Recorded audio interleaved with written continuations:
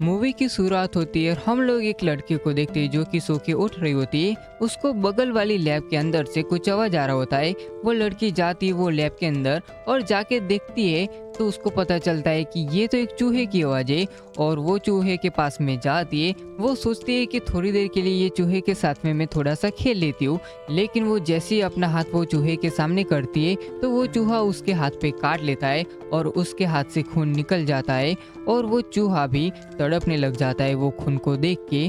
और तभी वहाँ पर साइंस टीचर आ जाती है। वो देख लेते हैं कि लड़की को वो चूहे ने काट लिया है। तो वो साइंस टीचर वो लड़की को वापस से खींच के अपने लैब के अंदर ला देता है और वो लड़की को एक इंजेक्शन दे देता है जिससे कि वो इन्फेक्टेड ना हो। अभी पता नहीं कि आखिरकार क्या वो चूहे के अंदर ऐसा तो कौन सा वायरस था। हम लोग अगले दिन देख पाते हैं कि टीचर सभी बच्चों की अटेंडेंस ले रही होती है, लेकिन उसको पता चलता है कि वो लड़की आज स्कूल आई ही नहीं है। तभी वो लड़का कहता है कि मैंने वो लड़की को साइंस लैब के अंदर जाते हुए देखा था। तभी वो टीचर भी जाती है साइंस लैब के अंदर। वहाँ पर जाके साइंस टीचर को पूछने लग जाती है कि क्या आपने वो लड़की को देखा था। साइंस टीचर उसको मना कर देता है कि नहीं, मैंने वो लड़की को नहीं देखा था।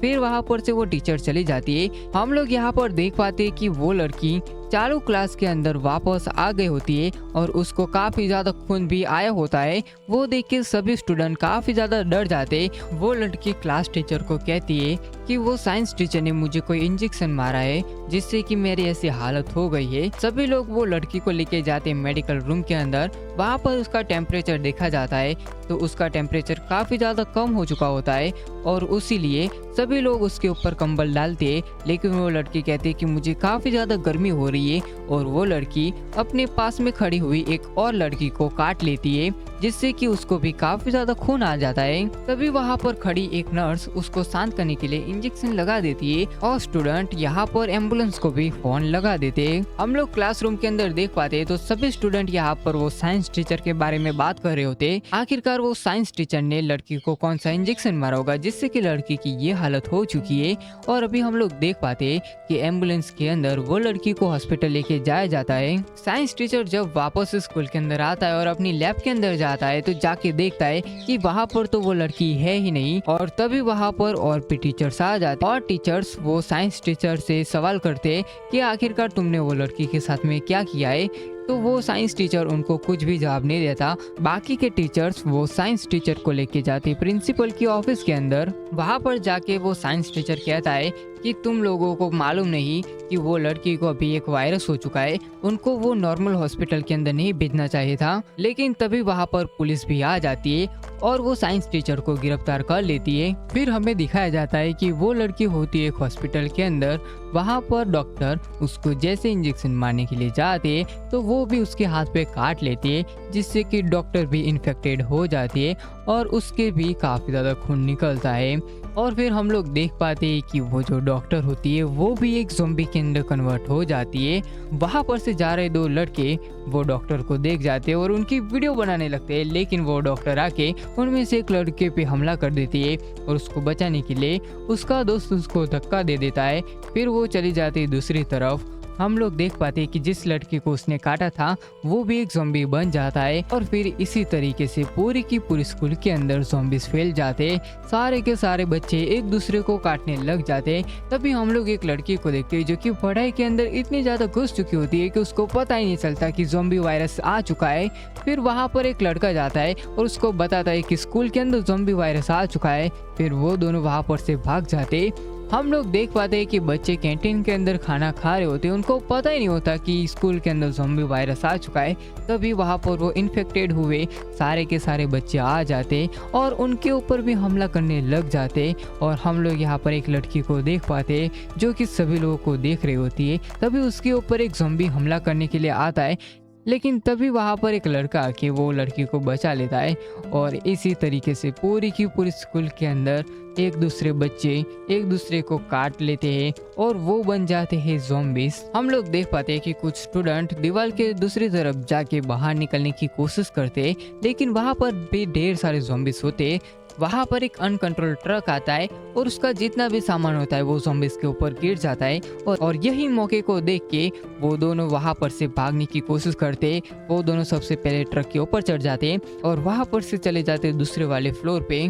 यहाँ पर कुमी और जोंग सान बिल्डिंग के अंदर तो आ जाते, लेकिन बिल्डिंग के अंदर भी ढेर सारे ज़ॉम्बीज़ होते।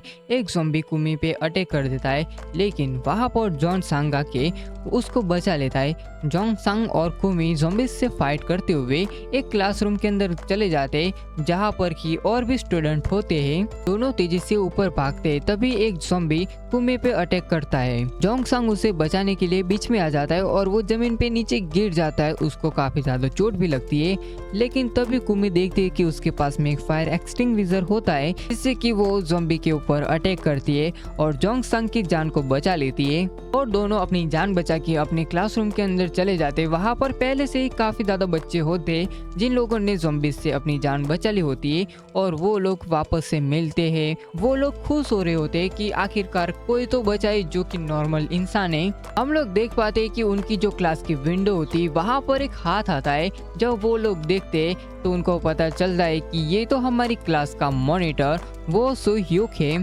तो वो लोग उसको भी बचा लेते हैं। और यहाँ पर ये वाले क्लासरूम के अंदर जितने भी बच्चे होते वो काफी ज्यादा डरे हुए होते, क्योंकि उनको ये डर था कि अगर ये वाला गेट टूट गया तो सारे के सारे ज़ॉम्बी अंदर आ जाएंगे और हम लोगों को भागने के लिए कोई रास्ता भी नहीं मिलेगा और हम लोग भी हो जाएंगे ज़ॉम्बी। ये जो ज़ॉम्बी वायरस होता है वो स्कूल तक ही नहीं, मतलब कि पूरे के पूरे शहर को भी कवर कर देता है और पूरा का पूरा शहर भी ज़ॉम्बी से इन्फेक्टेड हो जाता है। हम लोग देख पाते हैं कि सबसे पहले जिस लड़की को वो चूहे ने काटा था वो लड़की की हालत और भी ज़्यादा खराब होती जाती है।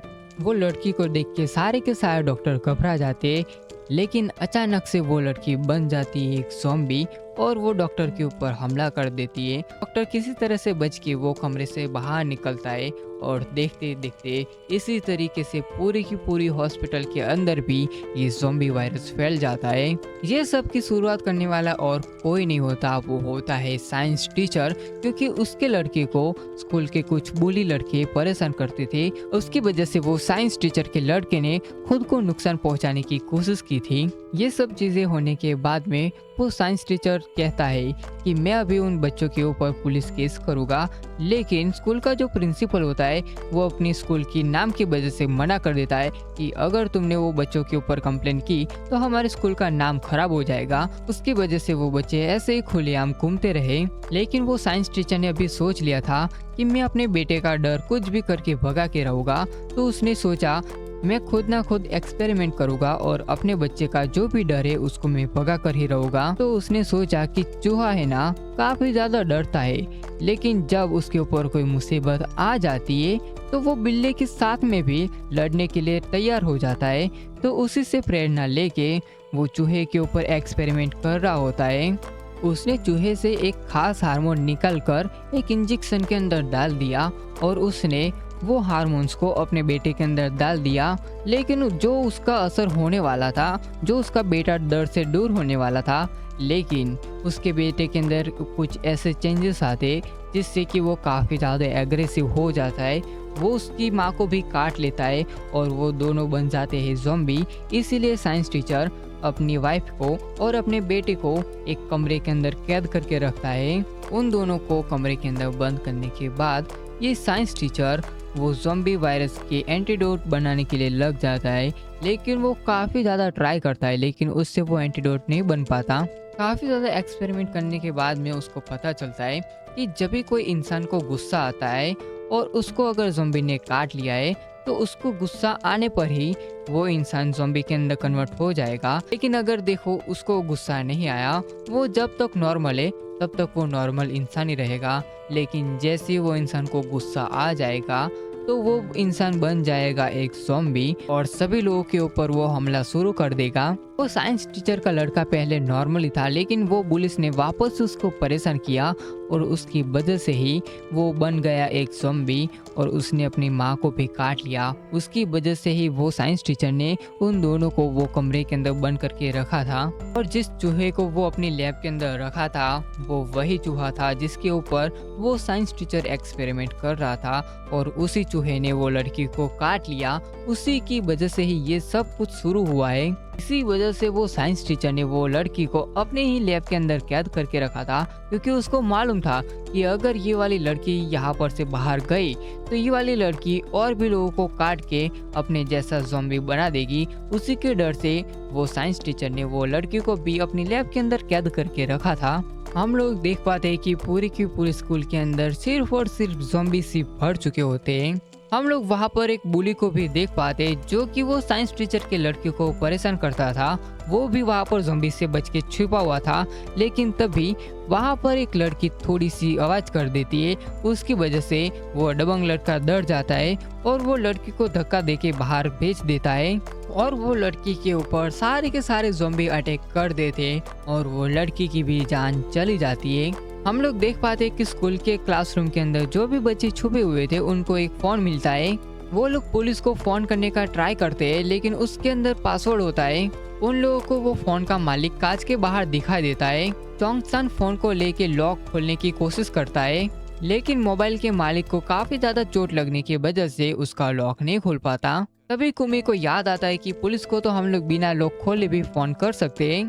वो लोग पुलिस वालों को फ़ोन लगाते और कहते कि स्कूल के अंदर ढेर सारे ज़ॉम्बीज़ फैल चुके और वो सभी लोगों के ऊपर अटैक कर रहे हैं। लेकिन पुलिस वालों को लगता है कि ये लोग बच्चे हैं तो हमारे साथ में कोई मजाक कर रहे होते। वैसे उन लोगों की बातों को पुलिस वाले नज़रअंदाज कर देते। तभी दूसरे पुलिस वालों को भी पता चलता है कि सही में यहाँ पर स्कूल के अंदर ज़ॉम्बीज़ आ चुके हैं। पुलिस वाले स्कूल के अंदर फ़ोन करने की कोशिश करते हैं, लेकिन पुलिस वालों का एक भी कॉल स्कूल के अंदर नहीं लगता और वो लोग भी घबरा जाते हैं कि स्कूल के अंदर इतने सारे बच्चे और उनके ऊपर ज़ॉम्बी अटैक कर रहे हैं। फिर यहाँ पर कुमी ने फायर ब्रिगेड को फ़ोन लगा दिया और उनको कहा कि स्कूल के अंदर ज़ॉम्बी आ चुके हैं, लेकिन फायर ब्रिगेड वालों ने भी उनके ऊपर पहले यकीन नहीं किया। लेकिन फिर कुमी ने कह दिया कि स्कूल के अंदर आग लग गई है। ऐसा झूठ बोल के कुमी ने फायर ब्रिगेड वालों को फ़ोन करके बुलाती है। फिर फायर ब्रिगेड वाले भी ये सिचुएशन को सीरियस समझ के वो आने के लिए निकल जाते हैं। फायर ब्रिगेड के अंदर कुमी के पिता भी होते। सारे के सारे बच्चे सोचते हैं कि आखिरकार ये वाली स्कूल के अंदर से कैसे बाहर निकले, कैसे ज़ॉम्बीज़ से हम लोग बचे। अचानक से क्लासरूम का दरवाजा खुल जाता है और एक आदमी क्लासरूम के अंदर आ जाता है। सभी बच्चे काफ़ी ज़्यादा डर जाते हैं। आई होप कि आप लोगों को ये वाला मूवी एक्सप्लेनेशन काफ़ी ज़्यादा अच्छा लगा होगा। आई नो कि भाई काफ़ी ज़्यादा दिनों के बाद में वीडियो आ रहा है, लेकिन यार अब से वीडियोस आएगी। लेकिन यार वीडियो को लाइक कर देना, चैनल को कर देना सब्सक्राइब, कमेंट बॉक्स के अंदर लिख देना पार्ट 2 तो मैं ज़रूर से बनाऊँगा। और ये वाले वीडियो का लाइक एम हम लोग रखते हैं 100 लाइक का, तो फटाफट से जाओ 100 लाइक कंप्लीट करवा दो। तो मिलते हैं इसके नेक्स्ट एपिसोड में।